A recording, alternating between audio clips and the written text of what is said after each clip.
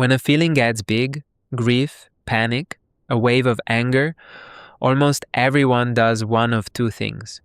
You either clamp down and shove it away, or you grit your teeth and try to power straight through to get it over with. And then you wonder why it flattens you every single time.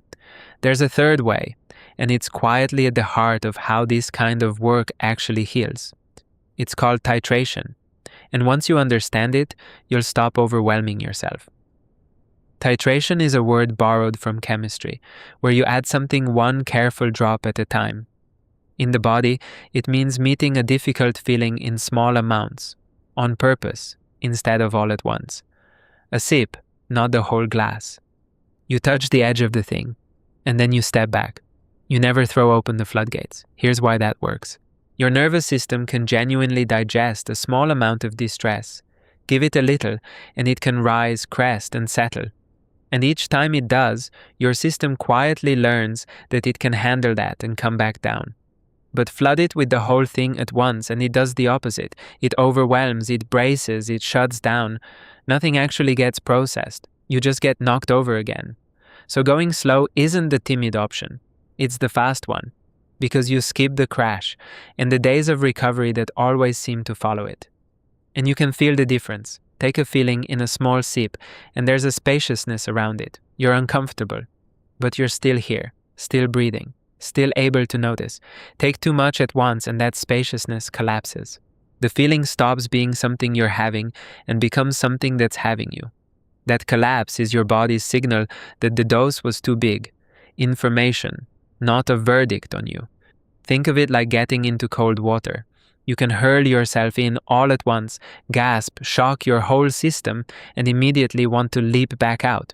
Or you can wade in slowly, letting yourself adjust inch by inch until somehow you're in, and you're fine. Same water, completely different outcome. And the slow way is the one you can actually stay in. Big feelings work exactly the same way. The goal was never to be tough enough to take the whole plunge.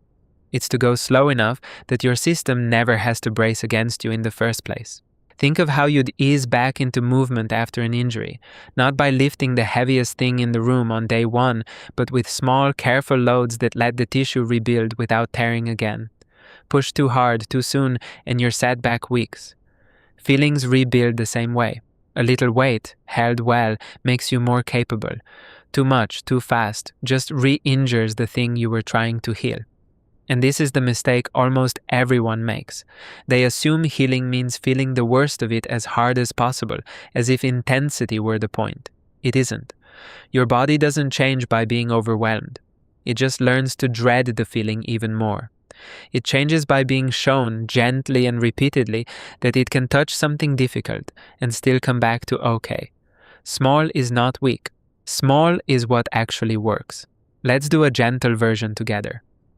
Bring to mind something a little uncomfortable and keep it genuinely small. Notice the first hint of it in your body, just the edge, for maybe 3 or 4 seconds. You don't need the whole feeling, the very edge is plenty. And now deliberately leave it. Move your attention to something neutral. Your feet on the floor, the air against your skin. One slow breath. Let yourself fully arrive there and let the steadiness be real before you move on. Give it a few seconds until your system actually registers that it's safe here.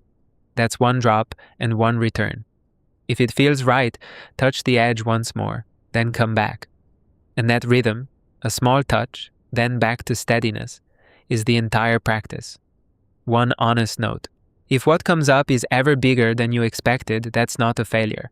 It's simply your signal to slow down even further, or to do this kind of work with a good therapist alongside you. There's no rush here, and there's certainly no prize for pushing through. This builds straight on the last video, where we separated the sensation from the emotion, because titration only really works once you can feel the actual sensation living underneath the label. So if you missed that one, on telling a sensation and an emotion apart, watch it next. It's the piece that comes right before this. And if you want these in the order they're meant to be learned, subscribe and I'll meet you in the next one.